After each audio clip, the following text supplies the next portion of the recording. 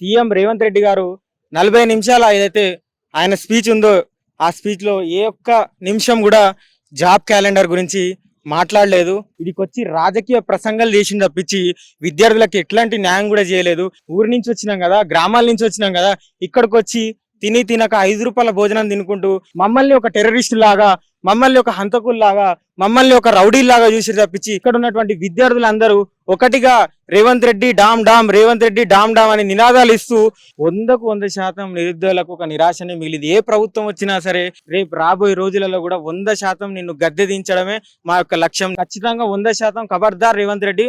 నిన్న రేవంత్ రెడ్డి గారు ముఖ్యమంత్రి గారు రావడం ఎట్లా అనిపిస్తుంది? నువ్వు ఉన్నారా ఆ సమావేశంలో, ప్రోగ్రాంలో?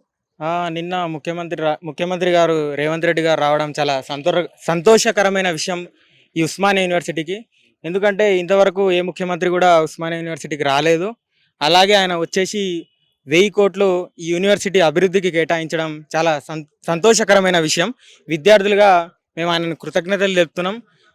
కాకపోతే నిన్న జరిగిన ఏదైతే ఆర్ట్స్ కాలేజ్ మీటింగ్లో సీఎం రేవంత్ రెడ్డి గారు 40 నిమిషాల ఏదైతే ఆయన స్పీచ్ ఉందో ఆ స్పీచ్లో ఏ ఒక్క నిమిషం కూడా జాబ్ క్యాలెండర్ గురించి మాట్లాడలేదు. ప్రతి ఒక్క విద్యార్థి, ఇక్కడ వేల మంది విద్యార్థులు ఇక్కడికి వచ్చేసి ఎదురు చూస్తూ 1000 కళ్ళతో ఎదురు చూశారు జాబ్ క్యాలెండర్ గురించి సీఎం రేవంత్ రెడ్డి గారు ఏమన్నా మాట్లాడతారని చెప్పేసి. కానీ ఒక్క మాట కూడా ఆయన మాట్లాడలేదు. ఇదికొచ్చి రాజకీయ ప్రసంగాలు చేసింది తప్పించి విద్యార్థులకు ఎట్లాంటి న్యాయం కూడా చేయలేదు. విద్యార్థులకు ఉద్యోగ అవకాశాలు ఇవ్వాలి, అది ముఖ్యం. కాకపోతే ఈరోజు ఉస్మానియా యూనివర్సిటీ అభివృద్ధి కోసం నువ్వు 1000 కోట్లు ఇచ్చినావు సరే, నీకు కూడా ఒక ఆలోచన ఉంటది కదా. ఊరి నుంచి వచ్చినాం కదా, గ్రామాల నుంచి వచ్చినాం కదా, ఇక్కడికి వచ్చి తిని తినక 5 రూపాయల భోజనం తినుకుంటూ మేము ఉద్యోగాల కోసం చదువుతుంటే, ఉద్యోగాల కోసం ప్రిపేర్ అవుతుంటే నువ్వు ఈ యొక్క 40 నిమిషాల ప్రసంగంలో నువ్వు ఒక్క మాట కూడా ఉద్యోగం గురించి మాట్లాడలేదు. నువ్వు 40,000 ఉద్యోగాలు ఇస్తా అని చెప్పి ఇక్కడికి వచ్చినావు కదా ఉస్మానియా యూనివర్సిటీకి, మరి మాట మీద నిలబడలేదు. నువ్వు ఆ రోజు ఏమన్నావు ఠాగూర్ ఆడిటోరియంకి వచ్చినప్పుడు? నేను చెప్తున్నా, ఏమన్నావు నువ్వు? ఒక్క పోలీస్ బందోబస్తు లేకుండా, ఒక్క కానిస్టేబుల్ లేకుండా, పోలీస్ డిపార్ట్మెంట్ లేకుండా నేను ఉస్మానియా యూనివర్సిటీ దగ్గర ఆర్ట్స్ కాలేజ్ దగ్గర మీటింగ్ పెడతా అని చెప్తున్నావు. కాకపోతే నిన్న జరిగిన ఆర్ట్స్ కాలేజ్ దగ్గర జరిగినటువంటి మీటింగ్లో మా పక్కన ఉన్నటువంటి మఫ్టీలో ఉన్నటువంటి పోలీసులు ఒక 4 విద్యార్థుల దగ్గర 4 పోలీసులు నిలబడి వాళ్ళు ఏం చేస్తున్నారు, పిల్లలు ఏమన్నా చేస్తారా అని చెప్పేసి మమ్మల్ని ఒక టెర్రరిస్ట్ లాగా, మమ్మల్ని ఒక హంతకుల్లాగా, మమ్మల్ని ఒక రౌడీలాగా చూసి తప్పించి విద్యార్థులాగా చూడలేదు. నువ్వు నిజంగా ఈ రాష్ట్రానికి ముఖ్యమంత్రివి. నువ్వు మాట మీద ఉండాలి, మాట నిలబెట్టుకోవాలి. కాకపోతే నువ్వు బందోబస్తుతో వచ్చినావు. మేమేమన్నా నిన్ను కొడతామా? మేమేమన్నా నిన్ను తిడతామా? మేము కూడా గ్రామాల నుంచి వచ్చినాం, మేము కూడా చదువుకోవడానికి వచ్చినాం. ప్రభుత్వ యూనివర్సిటీలో విశ్వవిద్యాలయంలో చదువుకుంటున్నాం. మాకు కూడా తెలుసు ఒక రాష్ట్ర ముఖ్యమంత్రితో ఎట్లా మాట్లాడాలని. నువ్వు ఆ రోజు ఠాగూర్ ఆడిటోరియం ఏమన్నావు? ఒక్క పోలీస్ లేకుండా వస్తావు, పోలీస్ లేకుండా వస్తా అని చెప్పినావు, పోలీస్ డిపార్ట్మెంట్ లేకుండా వస్తా అని చెప్పినావు. కాకపోతే ఈరోజు నువ్వు పిల్లలు ఏం చేస్తారని చెప్పేసి ఒక భయాందోళనకు గురై నువ్వు ఏం చేసినావు? బందోబస్తుతో ఇడికి వచ్చినావు. కానీ మేమేమనుకున్నాం అంటే నిజానికి వేల మంది విద్యార్థులు ఇడికి ఎందుకు తరలి వచ్చారంటే జాబ్ క్యాలెండర్ వేస్తారని ఒక ఉద్దేశంతో వచ్చారు. ఇంకోటి ఏంటంటే ఈ యొక్క కార్యక్రమం ఒక దిశలా కొనసాగుతుంది అనుకున్నాం. ముఖ్యమంత్రి గారు మాతో కూడా ఇంటరాక్ట్ అవుతారు అనుకున్నాం. ఎలాగైతే విద్యార్థులకు కూడా ఒక 4 మైకులు ఇచ్చేసి రేవంత్ రెడ్డి గారు ఏదైతే చెప్తారో దాని విషయం పట్ల కూడా మా అభిప్రాయం వ్యక్తపరుద్దాం అనుకున్నాం. కాకపోతే ఈ రోజు ఆయన ఒక్కడే మాట్లాడేండు తప్పించి విద్యార్థులకు ఎక్కడ కూడా మాట్లాడే అవకాశం కూడా కల్పించలేదు. మనం చూసుకోవచ్చు ఇక్కడ వెళ్ళేటప్పుడు ఆ 40 నిమిషాల ప్రసంగం అయిపోయిన తర్వాత ముఖ్యమంత్రి రేవంత్ రెడ్డి గారు వెళ్లే సమయంలో ఇక్కడ ఉన్నటువంటి విద్యార్థులందరూ ఒకటిగా Revanth Reddy down down, Revanth Reddy down down అని నినాదాలు ఇస్తూ ఆయన వెనక వెళ్తుంటే ఆయన ఏందంటే వినకుండా 3 రంగుల జెండా పెట్టి అని పాట పెట్టుకొని పోయిండు.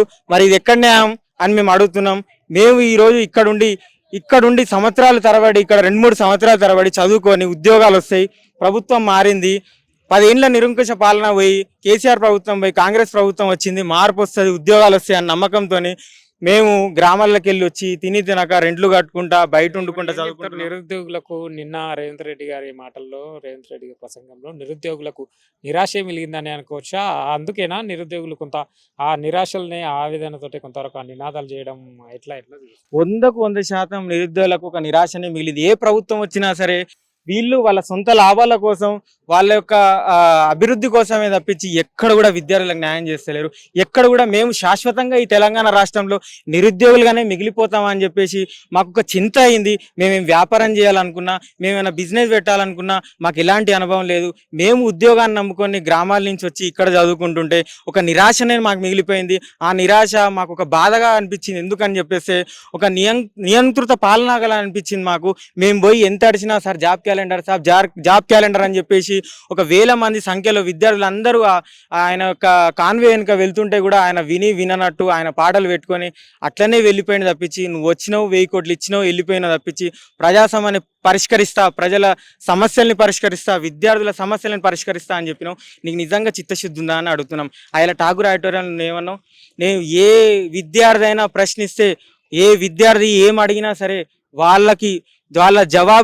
వాళ్ళ ప్రశ్నకి జవాబిచ్చే అర్హత నాకున్నది, ఆ చిత్తశుద్ధి నాకున్నది అన్నావు. మరి ఇదే నా నీ చిత్తశుద్ధి అని మేము అడుగుతున్నాం. ఇవాళ ఇదే నా నీ చిత్తశుద్ధి, ఆర్ట్స్ కాలేజ్ మెట్లెక్కుతా నేను అని చెప్పి నువ్వు షో చేసుకున్నావు. ఇడికొచ్చి నేను బరాబర్ సీఎం, ఆర్ట్స్ కాలేజ్ విద్యార్థులు నన్ను ఏం చేయలేరు, నేను బరాబర్ మీటింగ్ పెడతా అని చెప్పి పోలీసు వాళ్ళని తీసుకొచ్చి నువ్వు మీటింగ్ పెట్టుకున్నావు. ముందస్తు అరెస్టులు చేయించినావు విద్యార్థి నాయకుల్ని. నువ్వు ఏం సీఎం అని మేము అడుగుతున్నాం. నువ్వు ఏం సీఎం? అసలు నువ్వు సీఎమేనా? నువ్వు మాట మీద ఉండే సీఎమా? ఆయన ఏమన్నావు, నిరుద్యోగ వృత్తి రాజీవ్ వికాస్ స్కీమ్ అని తీసుకొచ్చినావు. నేటికి ఇప్పటి వరకు కూడా దాని అత్తపత్త లేకుండా పోయింది. అసలు ఆ స్కీమ్ ఉన్నదా లేదా కూడా తెలుస్తలేదు మాకు. ఆ ఆశ కూడా నిరాశగా మిగిలిపోయింది. ఎలాగో నువ్వు ఉద్యోగాలు కూడా ఇస్తలేవు. నువ్వు పెట్టిన స్కీమ్ కూడా మాయమైపోయింది. ఇంకా ఎందుకు నువ్వు నీ ప్రభుత్వం ఇంకా ఎక్కువ రోజులు ఈ తెలంగాణ రాష్ట్రంలో ఉండదు. తెలంగాణ రాష్ట్రంలో ఉన్నటువంటి ప్రజలు, తిరుగుబాటు చేసే ప్రజలు 100% చెప్తున్నా, ఈ ప్రస్తుతం ఈరోజు జరుగుతున్నటువంటి గ్రామ పంచాయతీ ఎన్నికలలో కూడా నువ్వు చూస్తావు. యువత ముందుకు వచ్చి చాలా వరకు వార్డు మెంబర్గా సర్పంచ్గా నామినేషన్లు వేసిర్రు. రేపు రాబోయే రోజులలో కూడా 100% నిన్ను గద్దె దించడమే మా యొక్క లక్ష్యం. నిరుద్యోగులు విద్యార్థులు తెలుసుకొని ప్రభుత్వాన్ని మార్చి ఈరోజు మేము ఊరు తిరిగి జిల్లా తిరిగి బస్సు యాత్రలు పెట్టుకొని నిన్ను గెలిపించి నువ్వు మాకు ఉద్యోగాలు ఇస్తావు అనుకున్నావు. కానీ నువ్వు కూడా మోసం చేసినావు. నువ్వు ఏమంటున్నావు, నేను ఆడ కాదు నల్లమల్ల అడవులకు వెళ్ళి వచ్చిన క్రూర ముగాల మధ్యలో పెరిగినా అన్నావు. మరి నువ్వు గిదేనాను? నిన్న బెదురుకున్నావు ఎందుకు? మరి పోలీసు వాళ్ళని ఎందుకు తెచ్చుకున్నావు? మరి నిన్న నువ్వు డీసీపీలను ఎందుకు తెచ్చుకున్నావు? డీజీపీలను ఎందుకు తెచ్చినావు? ఎస్ఏలను ఎందుకు తెచ్చుకున్నావు? క్రూర ముగాల మధ్యలో పెరిగినావు కదా నువ్వు. మరి మేము క్రూర ముగాలం కాదు, చదువుకున్న విద్యార్థులం, చదువుకున్న మేధావులం.